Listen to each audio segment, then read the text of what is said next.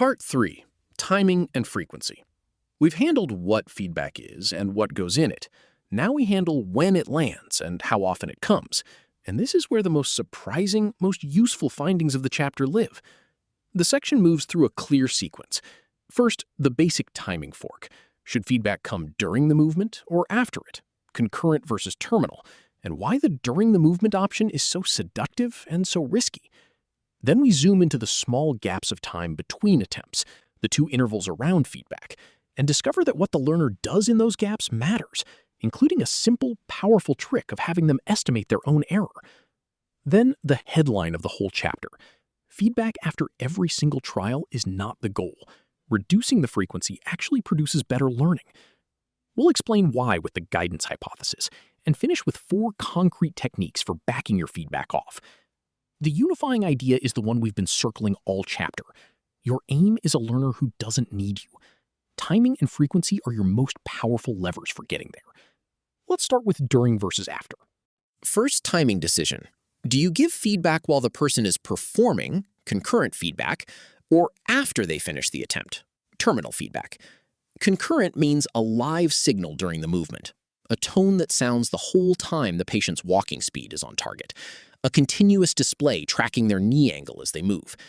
Terminal means you wait until the attempt is done and then deliver it. Here's the guideline that emerges from the research. Terminal feedback is the safe, broadly effective default. It works in almost any skill learning situation. Concurrent feedback is the powerful but dangerous option. It tends to help only in specific conditions, which we'll get to next. The reason this distinction matters so much is that concurrent feedback, by being there in real time, is exactly the kind of feedback a learner can lean on. It's right there to guide every moment of the movement, which feels wonderful in practice and sets up precisely the dependence we keep warning about. So, as a rule of thumb, reach for terminal feedback by default, and treat concurrent feedback as a special purpose tool you justify, not a default you assume. Let's look at exactly when that special tool helps versus hurts. So, when does concurrent feedback help, and when does it hurt? The more common effect, unfortunately, is the negative one. Because the signal is right there during the movement, it pulls the learner's attention away from their own task intrinsic feedback and onto the external signal. They come to rely on it. It becomes part of what they learned, and when it's removed at test time, performance drops, sometimes below where it would have been without it. 2 clean studies show this.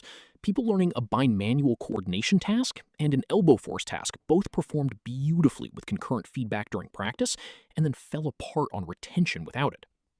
But concurrent feedback can also enhance learning, and the condition is the key. It helps when the task intrinsic feedback is genuinely hard to detect or interpret, and the concurrent signal directs attention to the critical thing the learner needs to control. Think flight simulators, certain bimanual tasks, activating a specific muscle in rehab. The predictive principle, from Annett and from Linton, is this. Concurrent feedback helps when it sensitizes the learner to the relationships that let them control the task, and hurts when it distracts from them. Even how you display it matters. The same feedback shown slightly differently can flip from creating dependence to supporting independence. So concurrent feedback isn't banned. It's reserved for when the senses can't do the job alone. Now, let's slow down and look at the small gaps of time around terminal feedback, because something important happens in them. Between one attempt and the next, terminal feedback creates 2 intervals. The first, between the end of the movement and the delivery of feedback, is the KR delay interval. The second, between the feedback and the start of the next trial, is the post-KR interval. First, a myth to dismantle. Textbooks used to say you must give feedback as fast as possible, that delay harms learning. That comes from animal studies, where delaying a reward does hurt. But humans don't use feedback merely as a reward. We use it as information to solve a problem. And the research is clear that reasonable delays do not hurt human skill learning. What does matter is that each interval needs a minimum length. Feedback that comes too fast, or a next trial that starts too soon, doesn't leave the learner time to do the mental work. And there's no known maximum. You can't really make these intervals too long. So resist the urge to rush. The space between attempts isn't dead time to be minimized. It's where learning is quietly happening. And as the next 2 slides show, you can put that space to work. Here's how to put that waiting time to work, and it's one of the most practical tips in the chapter. In the gap after the movement, but before you give feedback, the KR delay interval, have the learner estimate their own error first. How do you think that one went? Too fast? Too slow? What did you feel? This is called subjective performance evaluation, and it consistently benefits learning. Why? Because guessing your own error forces you to actually attend to and interpret your own task intrinsic feedback, which builds your error detection capability, the very thing that lets you eventually perform without a coach. In the classic study, learners who estimated their own movement error before getting feedback retained the skill better than those who just waited passively. There's an important contrast, though. Estimating someone else's error during that interval actually hurts learning. It has to be your own. And there's a close cousin called the trials delay procedure, where feedback for one trial arrives a couple of trials later. It slows you during practice, but improves retention for the same underlying reason. It makes you rely on and process your own sensory information. The instructional takeaway is beautiful in its simplicity. Before you tell a learner how they did, ask them. Their guess is where the learning lives. Now, the headline finding of the entire chapter, and it runs against every instinct. For years, the assumption was that you should give feedback after every single trial, 100% frequency, because surely no learning happens on a trial without feedback. That assumption is wrong. The optimal frequency is not 100%. The landmark study had people learn a complex movement pattern, with one group getting feedback after every trial, and another getting it after only about half, on a schedule that faded out over time. During practice, both looked fine. But on a retention test the next day, the reduced frequency group clearly retained the skill better, and the 100% group's retention performance looked no better than their very first day of practice. Read that again. Feedback after every trial produced practice that didn't stick at all. Now, a caveat, because this chapter is all about it depends. The exact optimal frequency varies with the skill and the learner, and there are special cases. For instance, Parkinson's patients with proprioceptive deficits who genuinely can't read their own movement timing actually did better with feedback every trial. But for typical learners, the rule stands, and it's liberating. You do not have to comment on every attempt. Less is more. The next slide explains why. Why on earth would giving feedback less often produce better learning? The explanation is the guidance hypothesis, and the metaphor I like is training wheels. Feedback guides the learner toward the goal. That's genuinely helpful, especially at first. But there's a cost to that guidance. If you give feedback on every trial, it does such a good job of guiding that the learner starts to depend on it. It becomes a crutch, training wheels. They never take off. Take it away, and like a kid who only ever rode with training wheels, they wobble and fall. That's exactly why the 100% group failed on retention. They learned to ride with the feedback, not without it. Now, flip it. When feedback comes less often, the trials without it force the learner to do the valuable work, actively problem solving, processing their own task intrinsic feedback, building their own error detection. They never become dependent, so they can perform well even when the feedback is gone, which is the whole point, because in the real world, it will be gone. So the guidance hypothesis reframes your restraint. Every trial you don't give feedback, you're not neglecting the learner. You're handing them the chance to learn to balance on their own. So if less frequent feedback is better, how do you actually reduce it in a principled way, rather than just randomly going quiet? 4 techniques. First, fading. Start with frequent feedback when the learner is brand new and most needs guidance. Then systematically taper it off as they improve. High support early, weaning over time. Second, performance bandwidths. We met this in part 2. Give feedback only when the error exceeds your tolerance band. As the learner gets better and stays inside the band more often, the frequency naturally drops on its own, individualized to their progress. Third, self-selected or self-controlled feedback. Let the learner ask for it when they want it. This works remarkably well. Learners who control their own feedback outlearn those given the same amount on someone else's schedule. And interestingly, they ask for it rarely, only about 7 to 11% of trials, usually after a trial they felt good about, to confirm their success. It's more than a frequency effect. It's the learner actively steering their own practice. Fourth, summary or averaged feedback. Instead of after every trial, give one recap after a set of trials, the outcomes of all 10 attempts at once, or their average. It delivers the same information while pushing all the benefits of reduced frequency. 4 tools, 1 shared goal.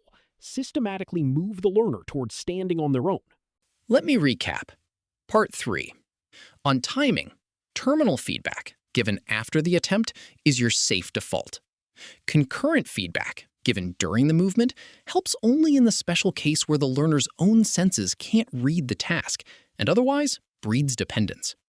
Respect the 2 intervals between trials. Don't rush to give feedback, and don't start the next trial too soon, because the learner needs that time to process and plan. Put the gap to work by having learners estimate their own error before you tell them. It builds the error detection that makes them independent. And on frequency, the big one, feedback after every trial is not the goal. Reducing the frequency produces better retention, which the guidance hypothesis explains as avoiding dependence. Fade it, band it, let them ask for it, or summarize it. Every one of those techniques points the same direction, toward a learner who no longer needs you. Now let me show you all of this assembled into 3 practical guides for the professions you might enter. To bring the whole chapter together, I had 3 summary sheets made, each aimed at a profession you might go into, so you can see this science dressed in the clothes of a real job. This first one is for occupational and physical therapists, evidence-based augmented feedback for rehabilitation. Walk through it, and you'll recognize everything we built today. It will emphasize matching the feedback to the patient's situation, essential when injury has knocked out a sensory pathway, redundant when it hasn't, choosing KR or KP for the clinical goal, leading qualitative before quantitative with a patient who's just relearning a movement, using biofeedback like EMG to make an invisible muscle activation visible, and above all, the warning that runs through rehab work. Don't let the patient become dependent on a device or a cue that won't be there at home. Notice that every recommendation traces straight back to a principle we earned today. For those of you heading into therapy, this is the chapter rewritten as a working clinical playbook, and a reminder that giving feedback, done with this much care, is itself a form of treatment. This second sheet is the coaching version, the science of feedback on the field and the court. The heart of it is the set of decisions we've practiced all hour. Is this athlete in a situation where my feedback is essential, or are their own senses already telling them everything? Should I give KR about the outcome or KP about the technique? How big an error before I say something? Where's my bandwidth? And the one coaches most need to hear, am I talking after every single rep, building an athlete who falls apart the moment I'm not in their ear? You'll see the reduced frequency tools laid out as a coaching cheat sheet. Fade it, band it, let them ask, summarize it, along with the reminder to make every piece of feedback accurate, because athletes will chase even wrong information. The deeper point I want you to take from this card is that good coaching isn't a bag of inherited habits. It's applied motor learning. When you understand why each guideline works, you can invent your own drills and feedback routines that honor it, and adapt the moment an athlete doesn't respond the way the textbook predicts. And the third is for physical education, dance, and coaching in the schools, built around the idea that's quietly at the center of this whole chapter. Feedback should build independence, not dependence. Around that hub, you'll see the full system. Distinguish what the student's senses already give them from what you need to add. Lead with the most critical error from a real skill analysis. Prescribe the fix for the beginner and merely describe it for the skilled. Use video and kinematics to make movement visible with someone pointing out what to watch. And lean on reduced frequency, so a gym full of students learns to read their own performance rather than waiting on you. One image, the whole chapter, pointed straight at the gym and the studio. What I love about this sheet is that it puts the learner's eventual independence at the literal center, which is exactly right, because nearly every good decision in this chapter, from what you say to how often you say it, comes down to one question. Will this help them need me less? So let me land us with the 3 things I most want you to carry out of this room, long after the specific studies blur. First, know what to add. Augmented feedback enhances the senses the learner already has, KR for the outcome, KP for the movement, and sometimes it's essential. sometimes it's redundant, so diagnose the situation before you speak. Second, make it accurate and usable. Target the single most critical error. Go qualitative before quantitative, prescribe the fix for beginners, and never, ever give wrong information because they'll follow it off a cliff. And third, the one that's hardest to obey, give it less often. Feedback after every trial feels like good teaching, but it builds a crutch.